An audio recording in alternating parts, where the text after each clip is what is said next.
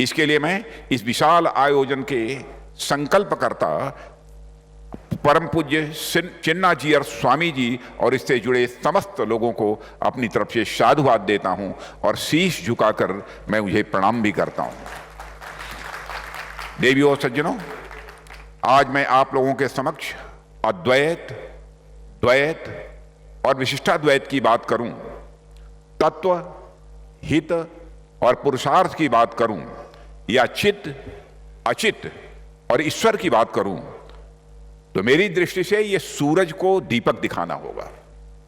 आप स्वयं इन विषयों के विद्वान हैं, पर स्वामी रामानुजाचार्य जी को अब तक मैंने जितना जाना है, समझा है, उस पर कुछ बातें जरूर मैं आप सबके सामने रखना चाहूंगा।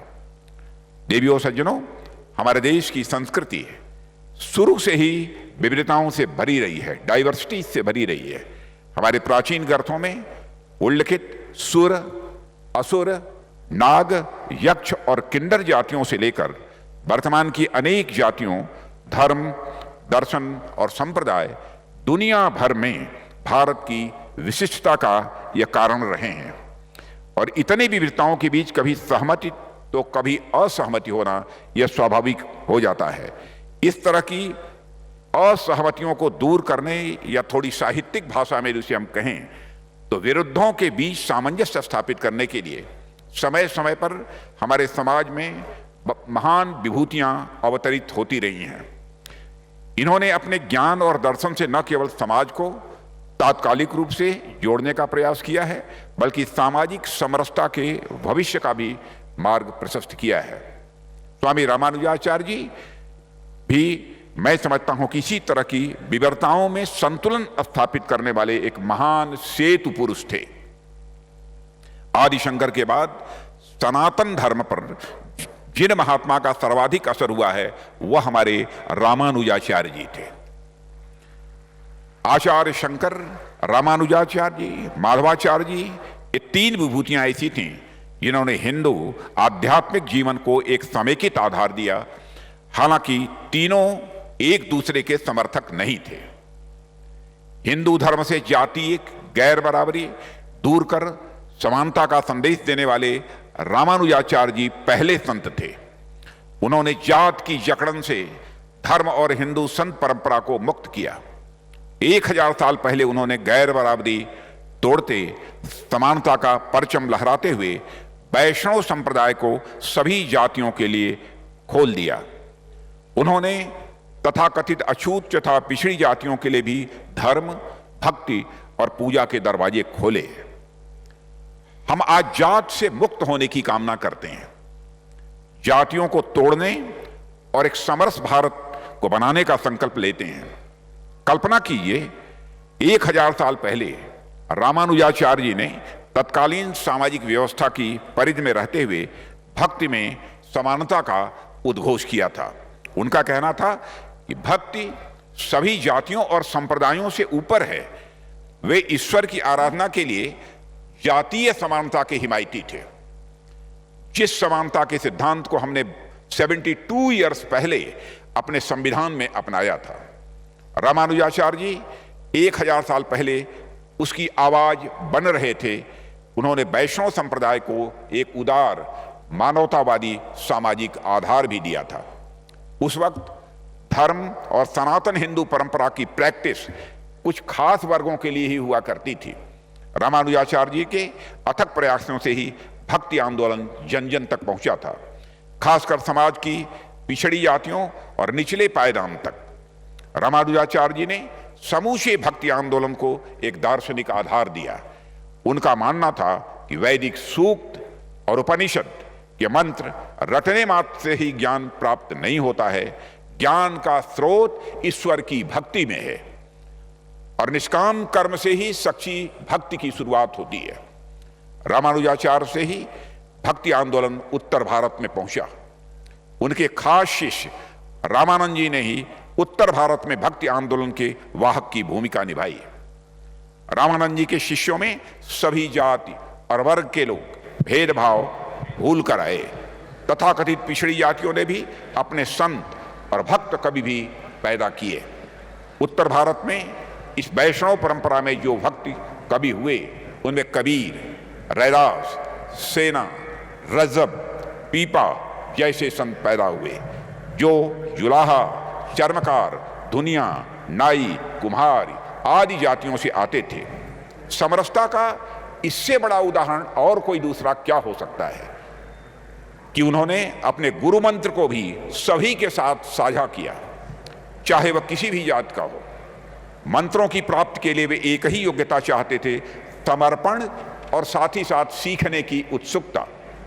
एक कथा है, आप सब इस संप्रदाय के विद्वान लोग, कुछ लोग कथा जानते होंगे, पर मैं उसे सुनाऊंगा, जो रामानुजाचार्य जी की महानता और सोच की गवाही देता है। रामानुज के गुरु यादव प्रकाश जी ने रामानुज जी को कान में गुरु मंत्र दिया। गुरु मंत्र गोपनीय तरीके से दिया जाता है। गुरु जी ने यह भी कहा कि यह मनुष्य की मुक्ति का मंत्र है, इसे अपने पास गुप्त रूप से रखना। रामानुजाचार्य मंदिर की छत पर चढ़ गए और देखा ढेर सारे भक्त आए हुए हैं। वह शोर मचा, चिल्ला चिल्लाकर सबके सामने मंत्र का उच्चारण करने लगे। गुरु ने इस कार्रवाई से नाराज हो उन्हें नरक में जाने का श्राप दे दिया। इस पर रामानुजाचार्य ने, गुरुदेव, अगर मेरे नरक जाने से हजारों नर नारियों को मुक्ति मिलती है तो मुझे नरक में जाना स्वीकार है, यह बात उन्होंने कही थी। रामानुज जी की इस उदारता से ही गुरु प्रसन्न हुए। उन्होंने कहा, जाओ, आज से विशिष्टाद्वैत मत तुम्हारे नाम से रामानुज दर्शन के नाम से जाना जाएगा। ऐसे थे रामानुजाचार्य जी। जीवन से मुक्ति का मंत्र लेकर मेरे पास ही क्यों रहे, उसे जन जन तक जाना चाहिए। रामानुज जी के समय समाज के प्रशासन और प्रबंधन का केंद्र मंदिर हुआ करते थे और मंदिरों पर समाज का एक वर्ग, एक खास जात का नियंत्रण था। रामानुजाचार्य जी ने बाकी जातियों के लोगों को मंदिर का 50% का काम आवंटित कर धर्म में समावेशिता को उन्होंने प्रोत्साहित किया। उनके प्रयास से मंदिरों में प्रवेश के लिए जाति के आधार पर कोई प्रतिबंध नहीं रह गया। उन्होंने तय किया कि मंदिरों के रख रखाव में सभी जातियों की भूमिका हो, जो प्रेरणा स्रोत भी बने। उन दिनों मंदिर ही ज्ञान, रोजगार और संस्कृति के केंद्र हुआ करते थे। वही तब के विश्वविद्यालय थे, व्यापार और मेलजोल के केंद्र थे। उनका मानना था कि भोजन भले ही अलग अलग हो पर भजन साथ साथ होना चाहिए। बाद में उन्होंने इस अवरोध को भी तोड़ दिया और उनकी शिक्षा थी, ईश्वर की भक्ति में किसी पुरोहित वर्ग की कोई जरूरत नहीं है। देवियों सज्जनों, रामानुज ये सगुण ईश्वर के उपासक थे। उन्होंने अपने विचारों के जरिए से प्राचीन भागवत वैष्णव धर्म की परंपरा को आगे बढ़ाया और उसे दार्शनिक आधार भी उन्होंने प्रदान किया। रामानुजाचार्य जी अस्पृश्यों के साथ भेदभाव करने के खिलाफ थे। उनका कहना था, विश्व रचयिता ने कभी किसी के साथ कोई भेदभाव नहीं किया। इन्होंने जन्म या जात के बजाय व्यक्ति के आध्यात्मिक ज्ञान के आधार पर सम्मान की बात की और वेदों के गूढ़ और सर्वोत्कृष्ट ज्ञान को मंदिरों से बाहर निकालकर आम जन तक पहुंचाने का काम रामानुजाचार्य जी ने किया। रामानुज जी के दर्शन में तीसरा तत्व प्रकृति है, जो जड़ अथवा चेतन है। यह ज्ञान रहित तथा विकारी द्रव्य है। प्रकृति रूपी बीज से तथा जीवात्माओं से के पूर्व संचित कर्मों से ईश्वर संसार की रचना करता है। रामानुज जी ने भक्ति को मोक्ष प्राप्ति का सर्वोत्तम साधन बताया है, जो सदैव सभी के लिए सुलभ है। इनके अनुसार मोक्ष की अवस्था में आत्मा का परमात्मा यानी ब्रह्म में विलय नहीं होता, अपितु वह ब्रह्म के सदृश हो जाता है, यानी ब्रह्म प्रकार हो जाता है। 12 वर्ष की आयु में ही रामानुजाचार्य जी ने को वेदांत का ज्ञान इतना बढ़ गया कि कभी कभी इनके तर्कों का उत्तर देना गुरु यादव प्रकाश जी के लिए कठिन हो जाता था। इनकी विद्या की ख्याति धीरे धीरे बढ़ने लगी और वैष्णव आचार्य यमुनाचार्य जी इन्हीं दिनों गुप्त रूप से आकर इन्हें देख गए और इनकी प्रतिभा से बेहद प्रसन्न हुए। उन्हें अपना शिष्य बनाया। यमुनाचार्य जी की 3 इच्छाएं जीवन में अपूर्ण रह गई थीं, जिन्हें वे अपने मृत्यु के पहले रामानुज जी को बताना चाहते थे, किंतु रामानुज के पहुंचने के पूर्व ही वे दिवंगत हो गए थे। उनकी 3 अंगुलियां मुड़ी रह गई थीं। लोगों ने इसका कारण वे 3 प्रतिज्ञाएं बताईं जो इस प्रकार थीं। पहला, ब्रह्मसूत्र का भाष्य लिखना। दूसरा, दिल्ली के तत्कालीन सुल्तान के हाथ से श्री राम मूर्ति का उद्धार करना। तथा तीसरा, दिग्विजय पूर्वक विशिष्टाद्वैत मत का प्रचार करना। रामानुज जी ने ज्यों ही इन्हें पूरा करने का वचन दिया, त्यों ही यामुनाचार्य जी की उंगलियां सीधी हो गईं और यामुनाचार्य जी का अंतिम संस्कार कर वे सीधे कांची चले गए। रामानुजाचार्य जी प्रतिदिन नदी का स्नान करने जाया करते थे। जब ये स्नान करने जाते थे तो एक ब्राह्मण प्रसाद के कंधे का सहारा लेकर जाते थे और लौटते समय एक शूद्र के कंधों का सहारा लेकर लौटते थे।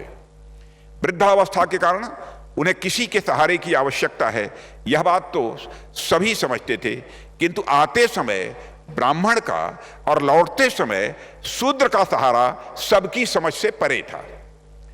लोग आपस में चर्चा करते थे कि वृद्धावस्था में रामानुजाचार्य जी की बुद्धि को क्या हो गया है।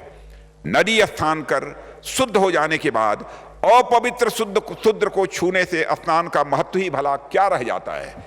शूद्र का सहारा लेकर आए और स्नान के बाद ब्राह्मण का सहारा लेकर जाएं तो भी बात समझ में आती है। साथियों, एक दिन एक पंडित से रहा नहीं गया। उसने रामानुजाचार्य से पूछ ही लिया, प्रभु आप स्नान करने आते हैं तो ब्राह्मण का सहारा लेते हैं, किंतु स्नान कर लौटते हैं तो शूद्र आपको सहारा देता है, क्या यह नीति के विपरीत नहीं है? यह सुनकर आचार्य रामानुजाचार्य जी बोले, मैं तो शरीर और मन दोनों का स्नान करता हूं, केवल शरीर का स्नान नहीं करता हूं, शरीर और मन दोनों का स्नान करता हूं। ब्राह्मण का सहारा लेकर आता हूं और शरीर का स्नान करता हूं, किंतु तब मन का स्नान नहीं होता, क्योंकि उच्चता का भाव पानी से नहीं मिटता है, वह तो स्नान कर शूद्र का सहारा लेने पर ही मिटता है। यह बात रामानुजाचार्य जी ने कही थी। ऐसा उन्होंने कहा, ऐसा करने से हमारा अहंकार धुल जाता है और सच्चे धर्म के पालन की हमें अनुभूति होने लगती है। ऐसे थे हमारे महान रामानुजाचार्य जी, जिन्होंने भारतीय संस्कृति और संस्कार को एक नई ऊंचाई देने का काम किया। हमारी संस्कृति केवल इसलिए महान नहीं है, वह 5 या 10 हजार साल या उससे पुरानी की यह संस्कृति है, बल्कि यह इसलिए महान है कि स्वामी रामानुज जैसे श्वेत पुरुषों के माध्यम से आज से वर्तमान तक अविच्छिन्न रूप से यह जुड़ी हुई है। इसलिए हम देखेंगे तो पाएंगे कि रामायण से लेकर रामानुज तक, वेदों से लेकर विवेकानंद जी तक और गीता से लेकर गांधी जी तक भारतीयता के शाश्वत मूल्य हमें आपस में गूंथे हुए दिखाई देते हैं। देवियों सज्जनों, ऊपर से देखने पर तो द्वीपों की तरह तमाम संतों और भक्तों की विचारधारा में हमें अंतर मिल सकता है, पर अंदर से देखेंगे तो पाएंगे कि वह समानता और जगत कल्याण के धरातल पर आपस में जुड़े हुए हैं। भारत के वैचारिक और दार्शनिक इतिहास को उठाकर देखिए, चाहे आदि शंकराचार्य जी हों या रामानुजाचार्य जी हों, अद्वैत हो या विशिष्टाद्वैत हो या द्वैत हो, इस फुल स्पेक्ट्रम आइडियोलॉजिकल डाइवर्सिटी में एक मौलिक एकरूपता है, और यह एकरूपता है ह्यूमन इक्वालिटी की, और यह एकरूपता है ह्यूमन डिग्निटी की। अड़ी सोमवार से शुक्रवार शाम 6 बजे सिर्फ TV9 भारतवर्ष पर।